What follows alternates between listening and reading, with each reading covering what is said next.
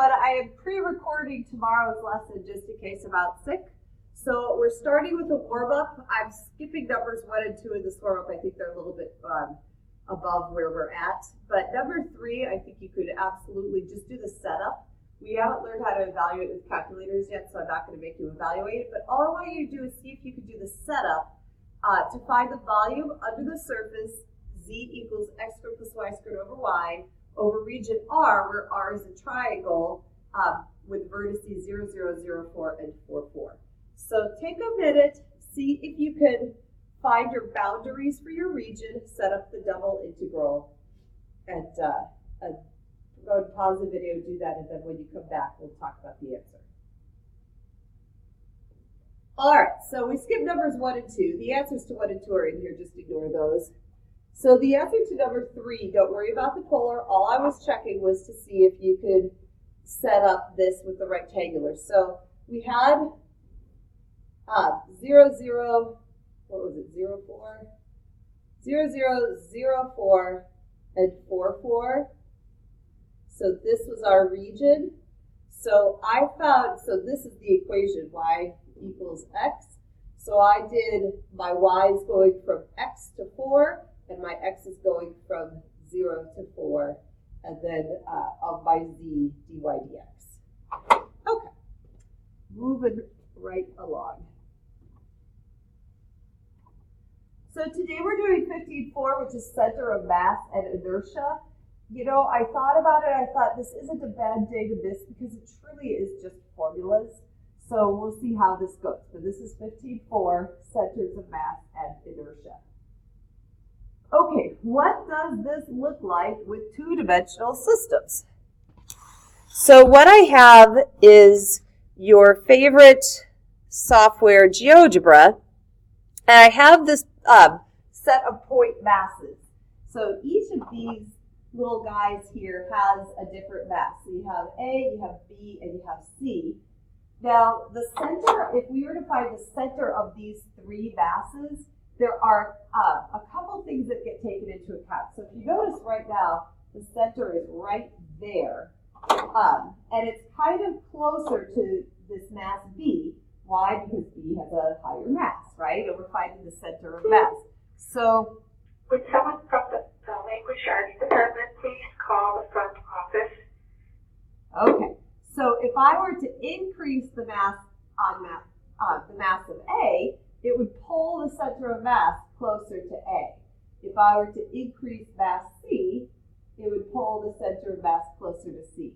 So the center of mass gets pulled to kind of balance the 3. It's kind of like if you were to balance all 3 of these on the head of a pin, kind of with little sticks sticking out of them, where would that pin have to be? So anyway, that's the center of mass of point masses.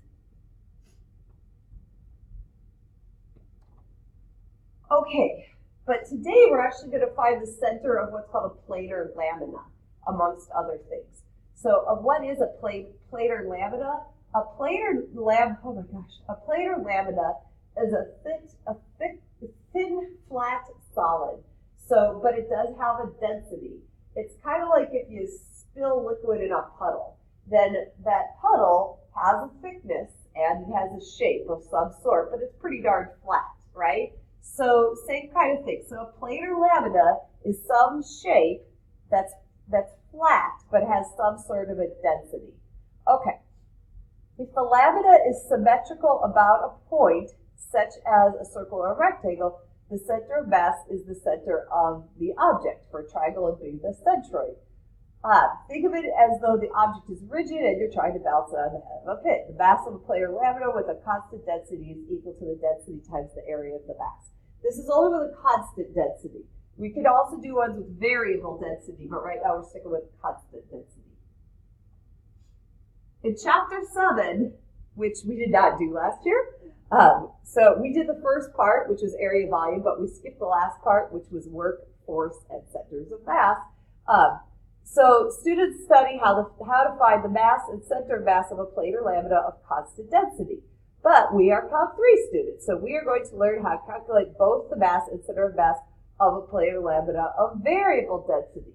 Density is represented by rho. So that funky kind of looks like a P thing. That's called rho. And if your rho is a function, if your density is variable, then you're going to have some function for density, and it'll be calculated in terms of x and y because it's the density at each coordinate for the mass. So since mass is just area times density, the mass of a planar lambda is just the double integral over the area of the mass, over the region of the mass. And then the density would be kind of like your z. I like to think of the density, even though it's not really height, I think of it as height. So my brain thinks of density as thickness, but I know it's not, but that's how I think of it. So the density kind of becomes like your z function. All right. So find the mass of a triangular lambda with vertices 0, 0, 0, 3, and 2, 3. Ms. Jasko, please call 5-8000.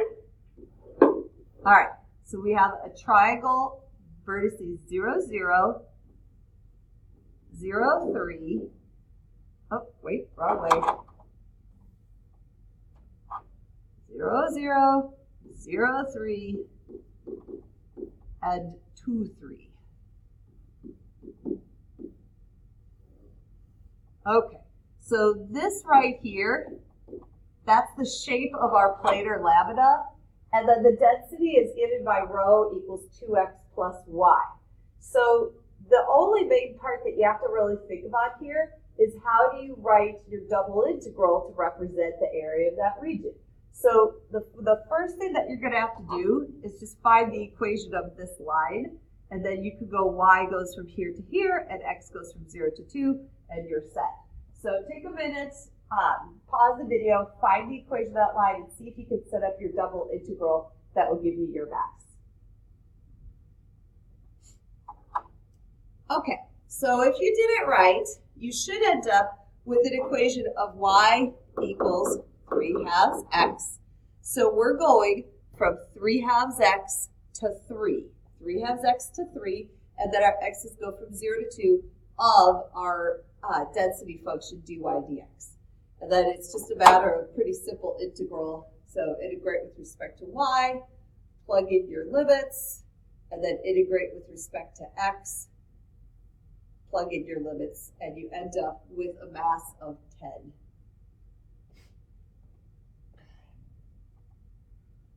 What the heck is a moment? I'm still kind of searching for this answer, but last year I kind of got it a little bit straight. So I'm going to show you what these moments are without trying to define the word moment, so you can kind of understand what it means. So what I wrote is that moments are sets of measures about some sort of central measurement. So for example, we are going to be doing today moments of mass. So the 0th moment would be the mass. The first moment would be the center of mass, and the second moment would be the inertia. Moments of statistics, 0th moment is the probability, first moment is the mean, second moment is the variance, third moment is the skewness. Moments of force, your first moment is the moment of inertia, which is torque. So typically the additional moments deal with powers of distances from center, but obviously not always because of course you've got the whole statistics thing in there, right? But typically it's powers with distances from center. So for example, for mass, the first moment is the integral of the radius times the density divided by the total mass. The second moment, that's the center mass. The second moment is the integral of the square of the radius times the density. So you end up with these powers of distances from center. Don't confuse a moment of measurement with a moment in time. So when we say a moment of inertia, it's not the moment in time at which inertia is exerted. It's actually a measure that calculates an object's resistance to rotation about an axis. It is based on the mass of the object and the distance from the axis. So for years, I thought moment of inertia was literally a time at which an inertia was applied. It has nothing to do with time. It's a measurement. So moments are measurements.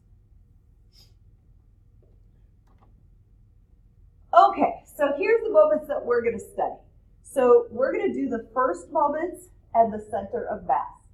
So note m sub x, be careful, because m sub x is the moment about the x-axis, which means it's actually a vertical value. It's a vertical moment.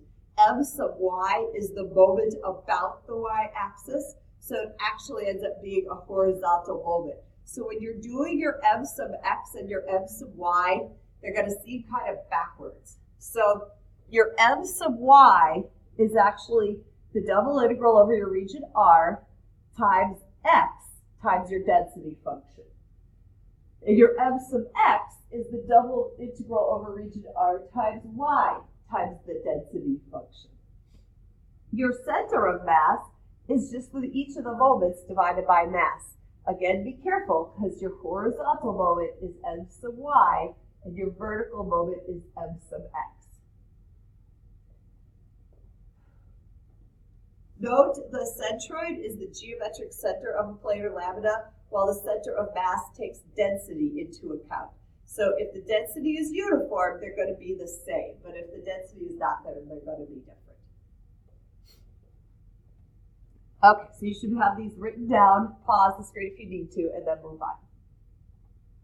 All right, so our first problem we're going to do is to find the center of mass of the lambda corresponding to the parabolic region where y goes from 0 to 4 minus x squared, where the density at any point xy is proportional to the distance between a point and the x-axis.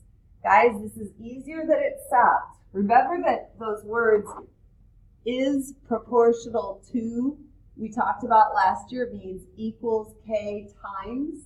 And then what is the distance between a point and the x-axis?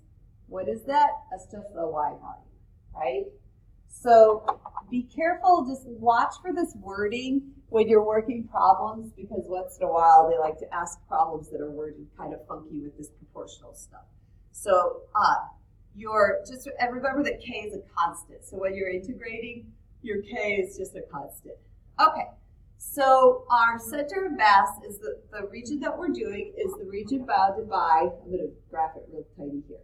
So we have y equals 0 and y equals 4 minus x squared. So that's our region. So take a minute and see if you can figure out your limits of integration for your double integrals. If you're going to find the center of mass, that means you have to find your m sub y, your m sub x, and your mass, and then so that you can find the center of mass. So it's kind of our evil way of making you do everything in one problem, because in order to find the center of mass, you got to find the moments and divide them by the mass itself. Remember, mass is just the integral of the over the bounded region of your density, and then m sub y is the same thing with an x, and m sub x is the same thing with a y. So pause here, see if you can set these up. I think you can. You're going to have to set up your integral. I would go dy dx, and you'll have to figure out where the x values intersect the x-axis, but hopefully you could do that really easy. Okay, walking through this. All right. Oh, you know what? I tricked you here. If you figured out m sub y by hand, you got 0. It's kind of evil. If your density is, you would have to have not only a symmetric region, but also a symmetric density. So since both just happen to be symmetric, your horizontal moment is 0 because it's all along that y-axis. But you know, it doesn't take that much work to do it by hand. Either way, you're going to get 0. Your m sub x, so you have y going from 0 to 4 minus x squared, x going from -2 to 2 of ky squared dy dx. Integrate first with respect to y, plug in your values, integrate with respect to x, plug in your values. You get a whole bunch of math here, and there's your m sub x. And your answer's going to have a k in it. That's okay, because once we divide by mass, all the k's will cancel. All right, so we have an m sub y of 0 and an m sub x of 4096/105k. Now if we find the actual mass, so mass is just the integral, same integral, but without an x or a y stuck in. So it's just the integral of the density times dy dx. So you have that, integrate with respect to y, plug in, integrate with respect to x, plug in, and you end up with a mass of 256 over 15. Your center of mass is m sub y over the mass and m sub x over the mass. So you end up with 0, comma, our m sub y over our over our mass, and notice that the k's cancel, and you end up with this cute little center of mass of 0, comma, 16/7. And I have this lovely picture here, which is just copied from your book, showing the same kind of where it falls if you were to see that. And what they do is they use shading to kind of show where the heavier density is.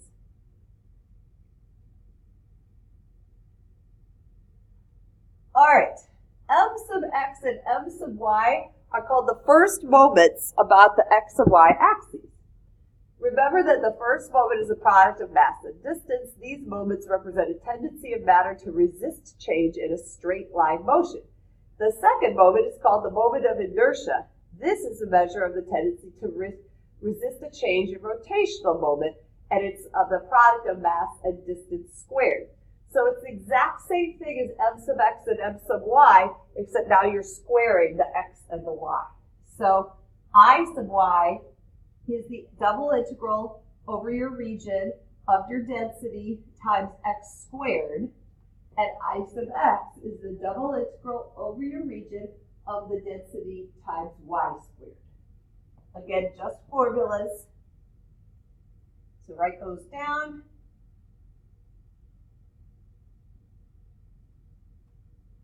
All right, we are not going to evaluate this whole thing. All we're going to do is a setup. So I want you to write the double integral that would give the moment of inertia about the x-axis. So it means we're finding I sub y for the problem we just finished, which is y goes from 0 to 4 minus x squared, and the density is ky. So take a minute and see if you can write your I sub y for this problem.